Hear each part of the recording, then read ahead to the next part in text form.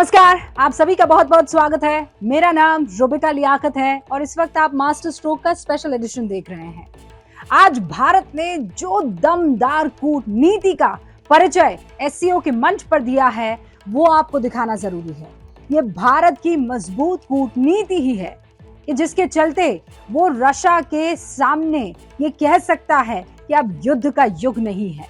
आज जब रूस के प्रेसिडेंट व्लादिमीर पुतिन के सामने प्रधानमंत्री नरेंद्र मोदी थे और जब दोनों में बातचीत हो रही थी, जब उन दोनों की वार्ता कैमरे में कैद हो रही थी, तब प्रधानमंत्री नरेंद्र मोदी अहिंसा का सबक सिखा रहे थे, पाठ पढ़ा रहे थे, ज्ञान दे रहे थे व्लादिमीर पुतिन को।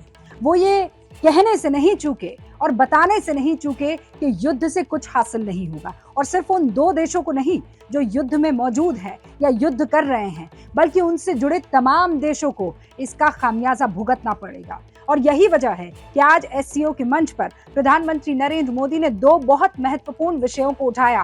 पहला तो यूक्रेन और रशिया के उस युद्ध की वजह से खड़े हुए इन सवालों पर चर्चा की, और कोविड की वजह से जो संकट बढ़ा है दुनिया में उसकी चर्चा की। मसलन उन्होंने जो सप्लाई चेन बाधित हुई है पूरी दुनिया की, उस पर बात की, वो प्रश्न उठाया। उन्होंने जो खाद्यान्न सामग्री को लेकर हलचल पूरी दुनिया में मच गई है, जो कमी इस चेन के टूटने की वजह से पैदा हुई है, उसका जिक्र किया।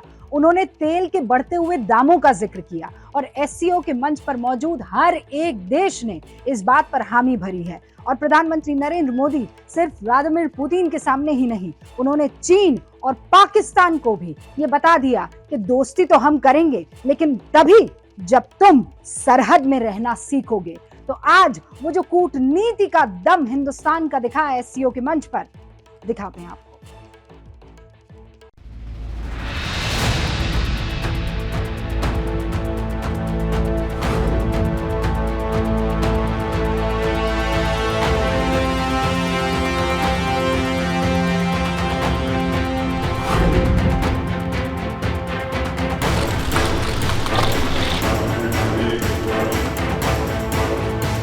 भारत के प्रधानमंत्री नरेंद्र मोदी और तुर्की के राष्ट्रपति एर्दोआन की इस मुलाकात से पाकिस्तान को मिर्ची लगनी तय है, क्योंकि पाकिस्तान तुर्की को हमेशा भारत के खिलाफ भड़काता रहा है।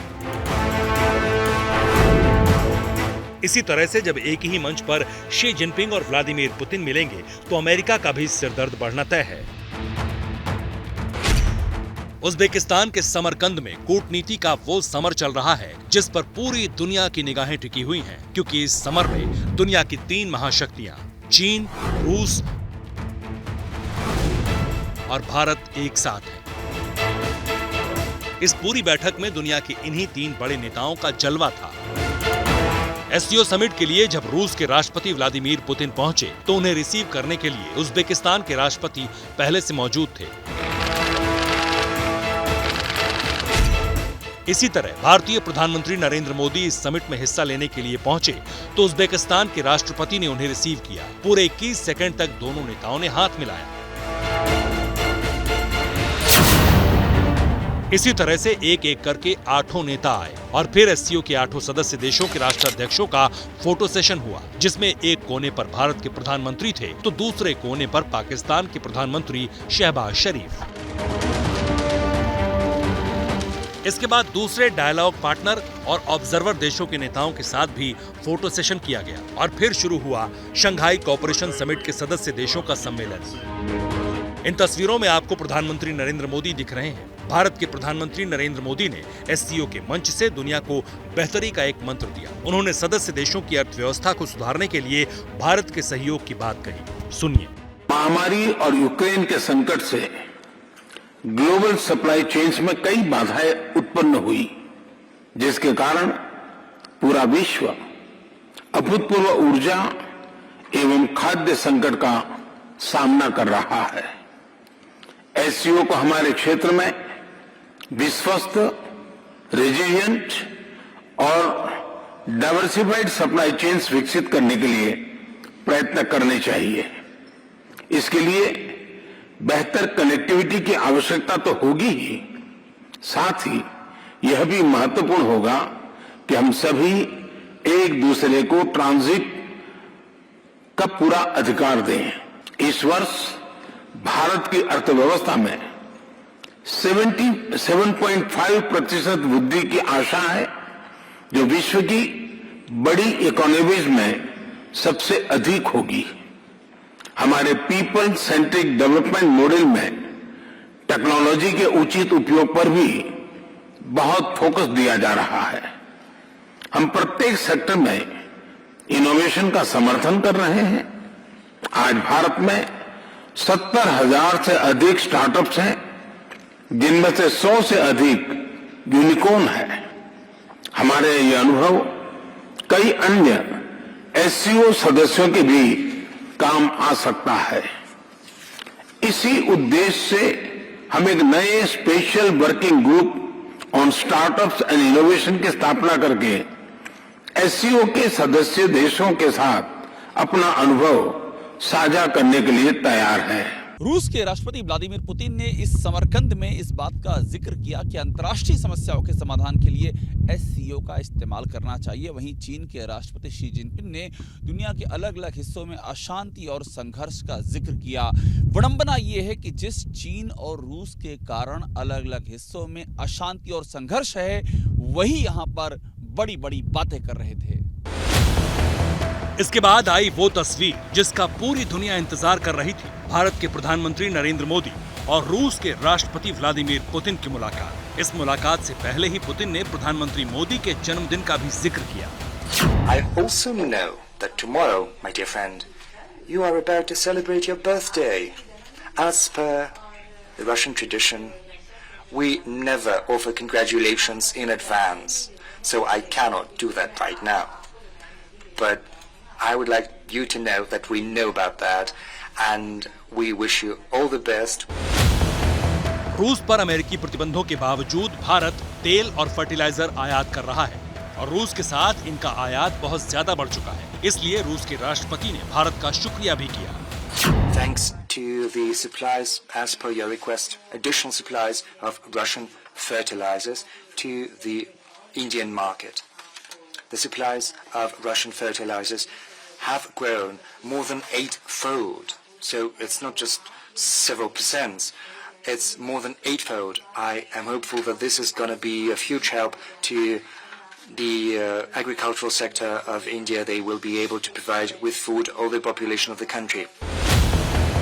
प्रधानमंत्री नरेंद्र मोदी की जब बात रखने की बारी आई तो उन्होंने युद्ध के समय हजारों भारतीय छात्रों को यूक्रेन से सुरक्षित जाने देने के लिए रूस का शुक्रिया किया। दुनिया के सामने जो सबसे बड़ी चिंता है, और खास करके डेवलपिंग कंट्रीज को फूड सिक्योरिटी के, फ्यूल सिक्योरिटी की, फर्टिलाइजर की, ऐसी जो समस्याएं हैं, हमें जरूर उनके रास्ते निकालने होंगे और आपने भी उसमें पहल करनी होगी। उन विषयों पर भी आज चर्चा करने का मौका मिलेगा। एक्सेलेंसी, मैं आपका और यूक्रेन दोनों का इस बात के लिए आभार व्यक्त करना भी चाहूंगा, क्योंकि जब शुरू के दिनों में इस संकट के काल में हमारे हजारों स्टूडेंट्स यूक्रेन में फंसे हुए थे, आपकी और यूक्रेन की मदद से हमारे स्टूडेंट को हम सुरक्षित रूप से बाहर निकाल पाए, उनके घर तक हम पहुंचा पाए, और इसके लिए मैं आप दोनों देशों का आभारी हूं।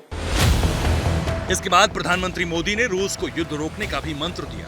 पुतिन के सामने बैठकर दुनिया भर के कैमरों के सामने मोदी ने ये कह दिया कि ये युग युद्ध का नहीं, बातचीत का है। मैं जानता हूं कि आज का युग युद्ध का है नहीं, कि डेमोक्रेसी और डिप्लोमेसी और डायलॉग, ये सारी बातें ऐसी हैं कि जो दुनिया को एक स्पर्श करती हैं। आने वाले दिनों में शांति के रास्ते पर हम कैसे बढ़ सके, उसके विषय में जरूर आज हमें चर्चा करने का मौका मिलेगा। आपका व्यू पॉइंट समझने का मुझे भी एक अवसर मिलेगा। असल में भारत ने दुनिया को दिखा दिया है कि वो बड़े बड़े विवाद भी सुलझा सकता है। भारत का दोस्त रूस भी है और अमेरिका भी है। दो धड़ों में बसी हुई इस दुनिया में अगर कोई बैलेंसिंग का सही काम कर सकता है तो वो भारत के प्रधानमंत्री नरेंद्र मोदी हैं। रूस को भारत की ज़रूरत इसलिए है क्योंकि उसे भारत के बाजार चाहिए और साथ ही जो अमेरिकी प्रतिबंध लगे हैं उसके आईने में ये भी साबित करना है कि रूस अलग थलग नहीं पड़ा है। इस पूरी कूटनीतिक रस्साकशी में एक महत्वपूर्ण किरदार है ये यानी चीन के राष्ट्रपति शी जिनपिंग, जिन्होंने उज्बेकिस्तान में बहुत सी द्विपक्षीय वार्ताएं की। ईरान के राष्ट्रपति इब्राहिम रईसी से भी मिले, पाकिस्तान के प्रधानमंत्री शहबाज शरीफ से भी मिले।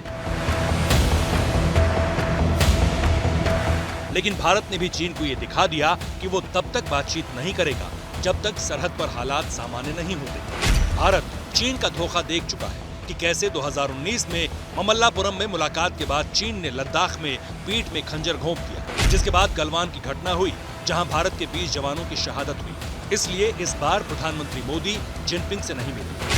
भारत ने चीन को साफ संदेश दे दिया है कि अगर संबंध सुधारने हैं तो पहले सरहद सुधारो। जब तक लद्दाख में मामला सुलझता नहीं है, जब तक चीन की सेनाएं पीछे नहीं हटती हैं, तब तक तस्वीरों में दोस्ती दिखाने का कोई मतलब नहीं है। शायद ये बात चीन को तुरंत समझ में आ गई और इसीलिए उसने अगले साल समिट के लिए भारत की अध्यक्षता का समर्थन कर दिया।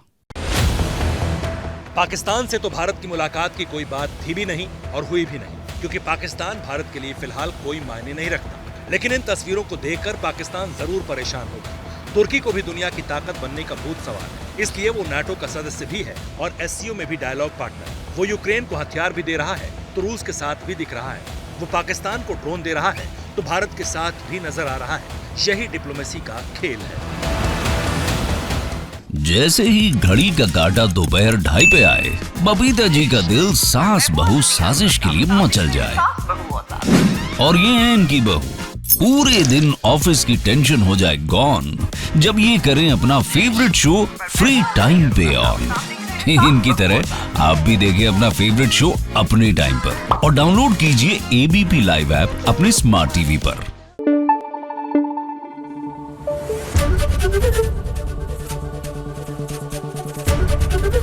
एबीपी न्यूज आपको रखे आगे।